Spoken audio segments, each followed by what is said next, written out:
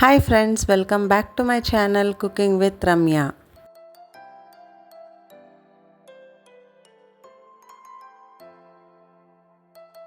ಇವತ್ತು ನಾನು ನಿಮ್ಮ ಜೊತೆ ಶೇರ್ ಮಾಡ್ತಾ ಇರೋ ರೆಸಿಪಿ ಏನಂದರೆ ಮಟನ್ ಕರಿ.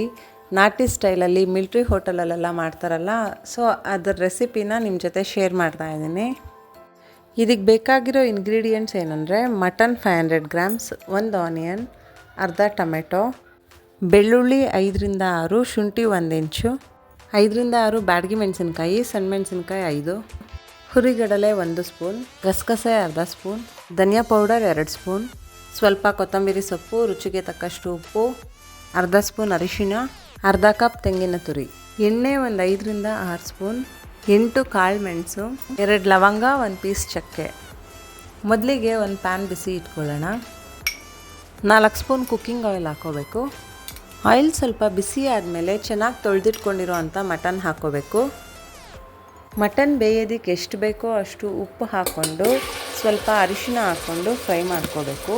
ಉಪ್ಪನ್ನ ನಾವು ನೋಡ್ಕೊಂಡು ಸ್ವಲ್ಪ ಕಡಿಮೆನೇ ಹಾಕ್ಕೊಬೇಕು. ಮಟನಲ್ಲಿ ಆಲ್ರೆಡಿ ಸ್ವಲ್ಪ ಉಪ್ಪಿನಂಶ ಇರೋದ್ರಿಂದ ಸ್ವಲ್ಪ ಕಡಿಮೆನೇ ಹಾಕ್ಕೊಂಡು ಫ್ರೈ ಮಾಡ್ಕೋಬೇಕು. ನೋಡಿ, ಈಗ ಸಾಲ್ಟ್ ಹಾಕಿ ಫ್ರೈ ಮಾಡ್ತಾಯಿದ್ದೀನಿ. ಈಗ ಅರಿಶಿಣನ ಆ್ಯಡ್ ಮಾಡ್ತಾಯಿದ್ದೀನಿ. ಅದನ್ನು ಅಷ್ಟೇ ಸುತ್ತಲೂ ಹಾಕಿ ಚೆನ್ನಾಗಿ ಫ್ರೈ ಮಾಡ್ಕೋಬೇಕು. ಅರಿಶಿಣ ಆ್ಯಂಟಿಬಯೋಟಿಕ್ ಆಗಿರೋದ್ರಿಂದ ನಾವು ಮಟನ್ ಜೊತೆ ಹಾಕಿ ಫ್ರೈ ಮಾಡಿದ್ರೆ ತುಂಬ ಒಳ್ಳೆಯದು. ಅದರಲ್ಲಿರೋ ಅಂಥ ಸ್ಮೆಲ್ ಕೂಡ ಹೋಗುತ್ತೆ. ಹೀಗೆ ಉಪ್ಪು ಮತ್ತು ಅರಿಶಿಣದ ಜೊತೆ ಒಂದು 5 to 8 ಮಿನಿಟ್ಸ್ ಅಷ್ಟು ಬೇಯೋದಕ್ಕೆ ಬಿಡಬೇಕು.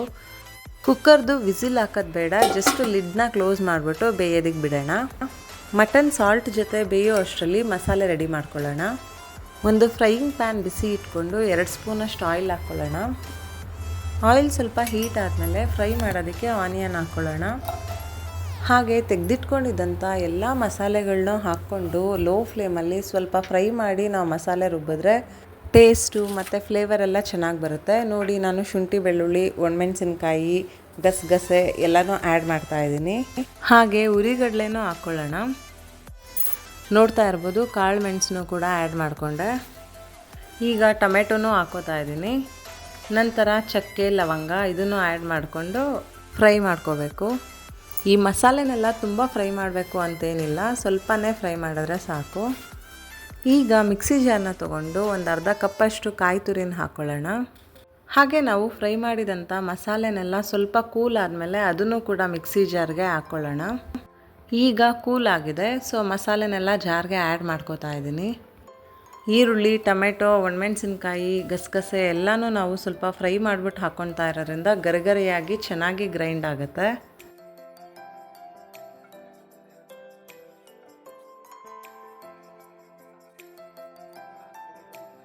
ಹಾಗೆ ಧನಿಯಾ ಪುಡಿನೂ ಕೂಡ ಈಗ ಆ್ಯಡ್ ಮಾಡ್ತಾಯಿದ್ದೀನಿ. ನೀವು ಧನಿಯಾ ಪೌಡರ್ ಇಲ್ಲ ಅಂದರೆ ಧನಿಯಾ ಕಾಳನ್ನೂ ಕೂಡ ಫ್ರೈ ಮಾಡಿ ಕೂಡ ಯೂಸ್ ಮಾಡ್ಕೋಬೋದು. ಹಾಗೆ ಫ್ಲೇವರ್ಗೆ ಅಂತ ಸ್ವಲ್ಪ ಕೊತ್ತಂಬರಿ ಸೊಪ್ಪನ್ನ ಆ್ಯಡ್ ಮಾಡ್ಕೋತಾ ಇದ್ದೀನಿ. ಮಸಾಲೆನೆಲ್ಲ ಫೈನ್ ಪೇಸ್ಟ್ ಮಾಡ್ಕೋಬೇಕು. ನೋಡಿ, ಈಗ ಮಟನಲ್ಲಿರೋ ಅಂಥ ನೀರಿನಂಶ ಎಲ್ಲ ಇಂಬ್ರಿದೆ. ಸೊ ನಾವೀಗ ಈ ಟೈಮಲ್ಲಿ ಮಸಾಲೆನ ಆ್ಯಡ್ ಮಾಡ್ಕೋಬೇಕು. ಈ ಮಟನ್ ಕರಿಗೆ ಮಸಾಲೆ ತುಂಬಾ ಸ್ಮೂತಾಗಿರಬೇಕು. ತರಿ ಇದ್ದರೆ ಟೇಸ್ಟ್ ಚೆನ್ನಾಗಿ ಬರೋದಿಲ್ಲ. ಆದ್ದರಿಂದ ನೀವು ಫೈನ್ ಪೇಸ್ಟ್ ಮಾಡ್ಕೊಳ್ಳಿ. ಈಗ ಜಾರಲ್ಲೂ ಸ್ವಲ್ಪ ಉಳಿದಿರೋ ಮಸಾಲೆಗೆ ಇನ್ನೊಂದು ಸ್ವಲ್ಪ ನೀರು ಆ್ಯಡ್ ಮಾಡ್ಕೊಂಡು ಸೇರಿಸ್ಕೊಳ್ಳೋಣ. ಈಗ ಕನ್ಸಿಸ್ಟೆನ್ಸಿ ನೋಡಿಕೊಂಡು ನಿಮಗೆ ಎಷ್ಟು ನೀರು ಬೇಕೋ ಅಷ್ಟು ನೀರು ಆ್ಯಡ್ ಮಾಡ್ಕೊಳ್ಳಿ. ನಾನು 1 ಗ್ಲಾಸಷ್ಟು ನೀರು ಆ್ಯಡ್ ಮಾಡ್ಕೊಂಡಿದ್ದೀನಿ. ನನಗೆ ತುಂಬ ತೆಳುನೂ ಬೇಡ, ಗಟ್ಟಿನೂ ಬೇಡ, ಮೀಡಿಯಮ್ ಕನ್ಸಿಸ್ಟೆನ್ಸಿ ಇದ್ದರೆ ಸಾಕು. ನೀವು ರೈಸ್ ಜೊತೆ ಮಾಡೋದಾದರೆ ಸ್ವಲ್ಪ ತೆಳು ಇದ್ರೂ ನಡೆಯುತ್ತೆ. ಚಪಾತಿ ಅಥವಾ ದೋಸೆ ಜೊತೆ ಆದರೆ ಸ್ವಲ್ಪ ಗಟ್ಟಿ ಇದ್ದರೆ ಚೆನ್ನಾಗಿರುತ್ತೆ ಮಸಾಲೆ. ಈಗ ಇನ್ನೊಂದು ಸ್ವಲ್ಪ ಸಾಲ್ಟ್ ಆ್ಯಡ್ ಮಾಡಿಕೊಂಡೆ. ಕುಕ್ಕರ್ದು ಲಿಡ್ನ ಈಗ ಕ್ಲೋಸ್ ಮಾಡಿ ಒಂದು 6ರಿಂದ 7 ವಿಸಿಲ್ ಮಾಡಿಕೊಂಡ್ರೆ ಮಟನ್ ಚೆನ್ನಾಗಿ ಕುಕ್ ಆಗಿರುತ್ತೆ. ಮಟನ್ ತುಂಬ ಬಲ್ತಿದೆ ಅನ್ನೋದಾದರೆ ಒಂದು 8 ವಿಸಿಲ್ ಮಾಡ್ಕೊಳ್ಳಿ.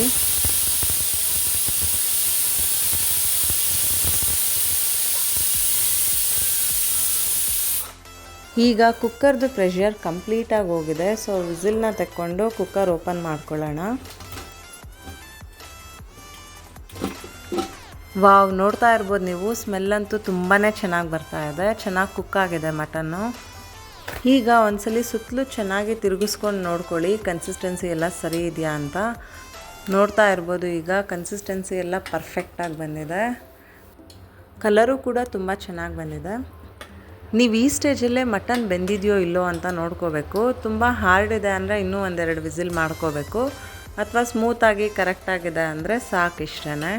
ನಮ್ಮದು ಕರೆಕ್ಟಾಗಿ ಕುಕ್ ಆಗಿದೆ, ಸಾಫ್ಟ್ ಆಗಿದೆ ಮಟನ್ನು.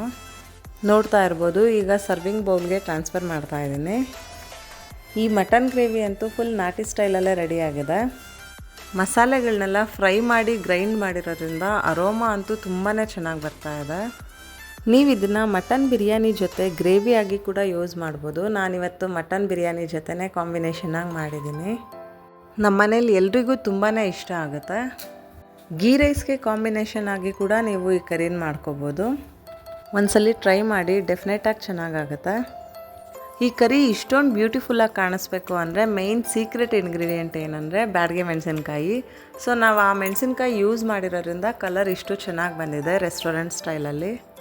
ನಿಮಗೆ ಈ ನನ್ನ ಮಟನ್ ಕರಿ ರೆಸಿಪಿ ಇಷ್ಟವಾದರೆ ನಿಮ್ಮ ಫ್ರೆಂಡ್ಸ್ ಆ್ಯಂಡ್ ಫ್ಯಾಮಿಲಿ ಜೊತೆ ಶೇರ್ ಮಾಡಿ, ಹಾಗೂ ನನ್ನ ಚಾನಲ್ಗೆ ಸಬ್ಸ್ಕ್ರೈಬ್ ಮಾಡಿ.